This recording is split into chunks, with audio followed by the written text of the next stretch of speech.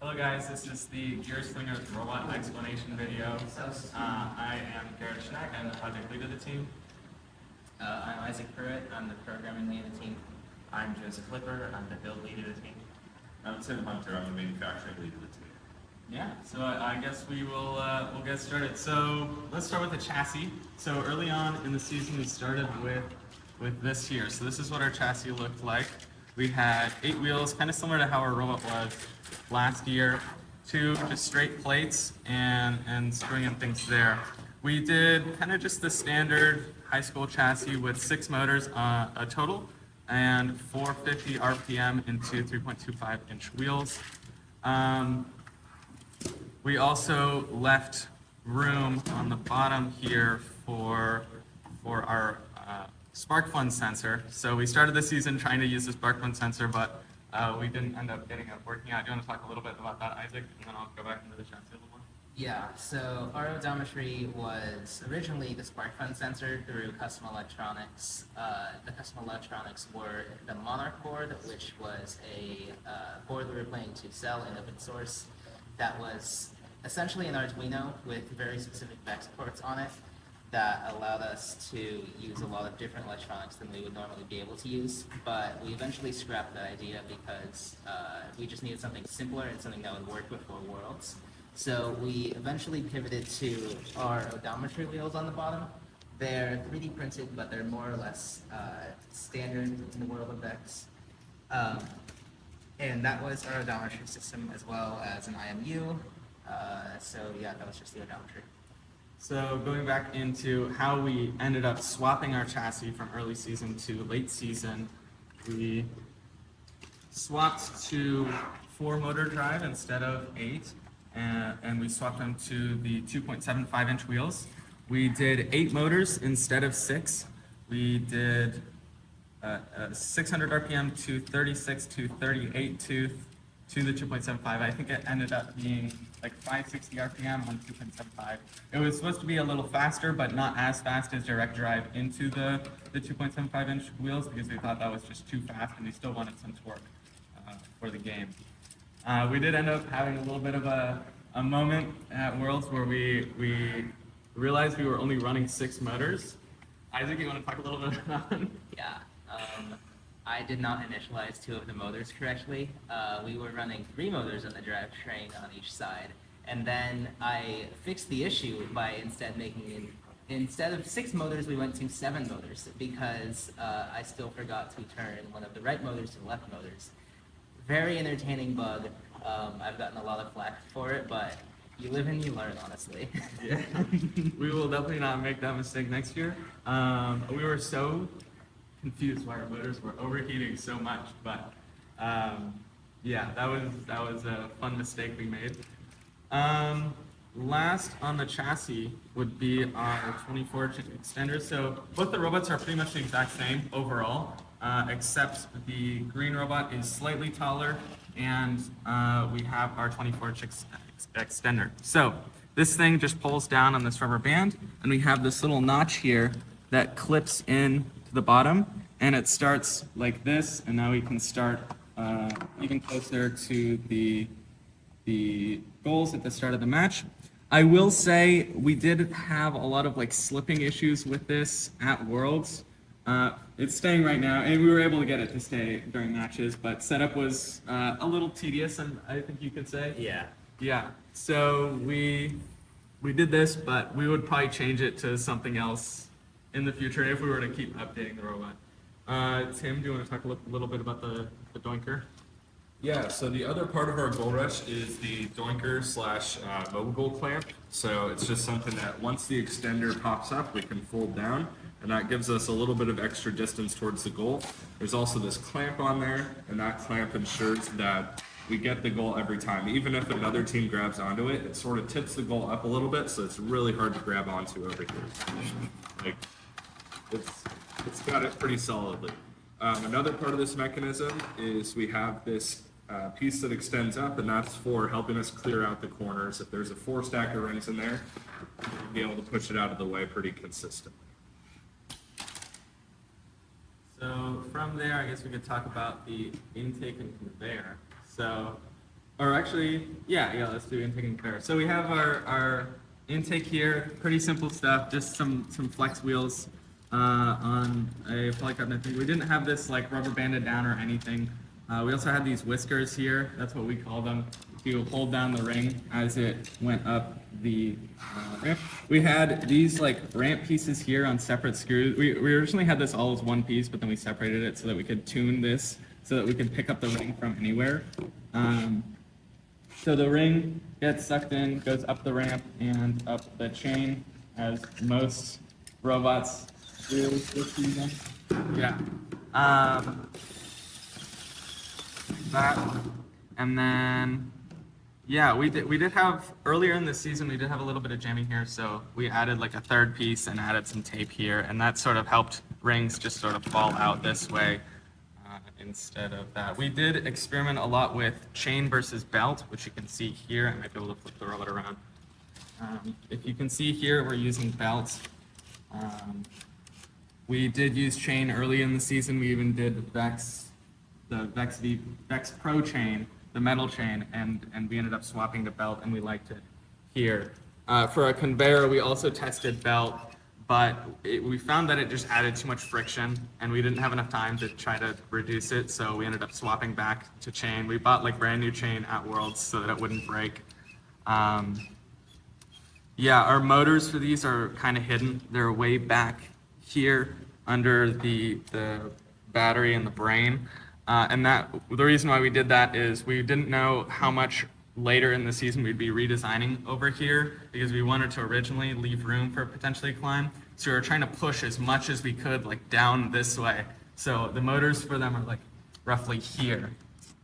And that sort of allowed us to redesign this for the rest of the season if we wanted to add a climb or adjust our Wallstick neck, which we ended up doing.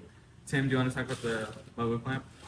Yes, the Mogo Clamp is also something that was pretty standard on high school robots. The advantage of this style of Mogo Clamp is it's super adjustable. So you can replace this bolt right here and this standoff to get pretty much any angle that you want out of the Mogo just by adding spacers, removing spacers, and that kind of thing. So if you go ahead and clamp it down, you see that we have this in like the perfect spot for scoring a ring on there. It also works really well. Okay, still has a little bit of tuning to do because we have to ship it back, but it works pretty well for like, we can get it just a little bit closer, a little bit further away, really easily. Do you want to go ahead and unclamp it? It also works really well whether you have the flat side or the corner side. It holds it in pretty much the same spot either way. Isaac, can you talk about color sorting? Yeah, so color sorting was mostly an ordeal, but because of different encoders, different gear slots, and different gear ratios, color sorting was kind of a pain to do by encoder ticks. So we did it mostly by time. But before we even get to like the throwing of it, which is kind of what I mentioned about the time thing, we have the two sensors, a color and a distance sensor, so that when we break the distance sensor, we can then know that we have a ring, and then later down the conveyor, we can sense what color the ring is. So then we intake the ring and throw it out. Then we'll intake the ring, and this, it's nice to me, yep. This will sense the color that it's red. It doesn't say anything on the screen right now, but it goes up, and then there's a very specific timing thing that happens here. We experimented a lot with different encoder measurements, different like sensor measurements even, and we found that the best solution was to tune both robots separately by time. So I believe GoldBot has a longer delay than GreenBot as to when this actually releases onto the goal. And if you want a more in-depth version of that, you can go find Joseph's video on that. But that's essentially how color sorting worked. What is next on our list? We have Oh, all right. So, our wall stick. So, as you can see, we have a Lady Brown arm on here. It did not start this way. We started out with a fish Mac. We were some of the OG fish Mac users. We really helped popularize this design, really. It kind of mounts in the same position as Lady Brown, but it scoops it out from the conveyor, just like the ring is like down here and it scoops up around and scores it onto the wall stake. That's kind of how that's supposed to work. This was cool, but it couldn't hold on to the ring if you missed. It was kind of bad at the line stake. It didn't have the goal stealing ability. It was missing a lot of the other extra functionality that the Lady Brown had. So once this really became a really popular design, we decided to make our own version of it. And so it works pretty standard, like every other Lady Brown design. We have a little pusher here, so that way when the ring is in here, it doesn't fall out the bottom. And we actually use little flex wheels on the end here, kind of to create a one-way clamp. So if I look at it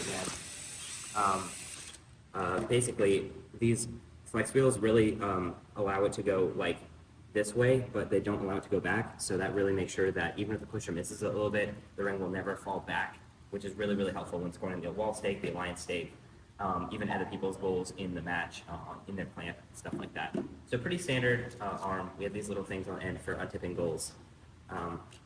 Yeah, that's how that works. One thing to add is we have 2 motors here for the wall stake mech, and we used herringbone gears. We wanted to reduce as much slop as possible in here, so the herringbone gears kind of helped with reducing some of the slop there. Yeah. And then we also had this really cool mechanism called a tipper. Which button is it on? That one. That one, Yeah. okay. Basically, this is, we call it a tipper. Basically, it's like a utility arm that does whatever you need it to do. So if you're losing a match, this is your best friend. So how it works is like, it's just a big arm on the front of your robot, and it actually extends as you bring it out. So you can see that the string, the rubber bands here, actually make it longer as you bring it out, which gives it more reach. So you can reach into a positive corner or something like that. Then you can just bring it back, and if it was on tiles, it would tip over the goal. If you have an empty goal, it'll like really grab it in there. It can grab goals out of other people's Mogo clamps. It can grab goals pretty much anywhere. It can tip over goals, untip goals. Really do a lot to save you if you're losing a match. So that's what that's for. Really unique design from Northern California that we were able to use, and it works really well. Next, let's talk about just like general manufacturing stuff. Tim, do you want to talk about that? Yeah, so I'll go ahead and use this old chassis since you can see all the parts really well. We have our custom aluminum parts. These are 16th aluminum that were cut on Cal Poly's water jet. We also have some 1/8" polycarb on this outer rail that was also cut on the water jet. And then in a couple other parts on the robot, we have some 16th polycarb that was also cut on water jet. For prototyping purposes, there's a couple new mechanisms that we had added to the robot that were cut out of some 1/8" PET G like this. Those parts you can tell are clear. Might be a little hard to see in the video, but the clear parts are cut out of PET G. Also, if you don't have a water jet, you can still make parts like this. Actually, at the last minute, the school's water jet was broken, and so we had to cut all of these on a CNC mill. They could be easily done on a CNC router as well. So yeah, these custom parts are really nice. They let us put anything wherever we want. And then you can also tell we have a ton of 3D printing on our robots. Everything in green on this robot is 3D printed, and then everything in gold on this robot is 3D printed. The material that we chose is Polymaker PLA. We got a sponsorship from Polymaker, which was really nice, that let us just kind of go crazy with 3D printing whatever we want, and not let us get a lot of custom shapes like these gears we wouldn't have been able to make any other way. These like front wedges are also a pretty unique part that's 3D printed, so yeah, a lot of 3D printing on these robots. We also have these custom motor caps. They're about 3/8 of an inch shorter than the Vex provided motor caps, and because we 3D printed them, we were also had to integrate the rubber bands into those motor caps so that we could have hot swappable motors. We also have some heat set inserts in there to make a captive fastener to bolt those motor caps on. The motor caps definitely made like a huge difference with designing for like space, like especially in the drivetrain here. We were earlier in the season when we had this chassis. The motors were a little bit higher than usual, and so we didn't have space for the the pistons to be as far out wide as they are, but since we were able to use the motor caps and push all the motors flat, and especially we were able to push the intake and conveyor motors flatter, we were kind of able to add odometry last minute into the bottom of our robot. So the motor caps definitely made a huge difference. Another place that they made a huge difference would have been our Wallsticking mech, because this would not fit between the Lady Brown if we didn't have those motor caps. So definitely recommend using motor caps like that. We also have some custom C-channel in here. This is super simple to make. Like if you want to hold it's on a 1/4 inch instead of the standard Vex 1/2 inch. This was super easy to make. We just marked it out with a scriber and then used a drill press to drill those holes. So custom C-channel, highly recommend. We did try L channel before and it bent all over the place, so use C channel, not the L Yeah, channel. and you can just get this from Home Depot. It's super inexpensive. I could talk about license plates. Oh, stickers? Ooh, love the stickers. So my dad has a Cricut at home, so when I was home over a winter break, I was slaving away at the Cricut machine, and so we made a bunch of stickers like this. We had similar ones last year where it was text as well as our logo. I don't think we have any logos on our. Oh, actually, we do have the Doinker one. Another thing for sponsorship panels, this is just 16th inch polycarbonate, but we cut out a piece of paper and just taped it to the back. And that way it wouldn't get scratched up on the front. Last year, a lot of our stickers and sponsorship stuff was getting scratched up, so we just taped it to the back, and that kind of worked out nice. License plates, there's rules about license plates. It has to be like white text. So we kept the text white, but we kind of added like a little shiny piece there. And then our license plates are super easy. They just slide out like this.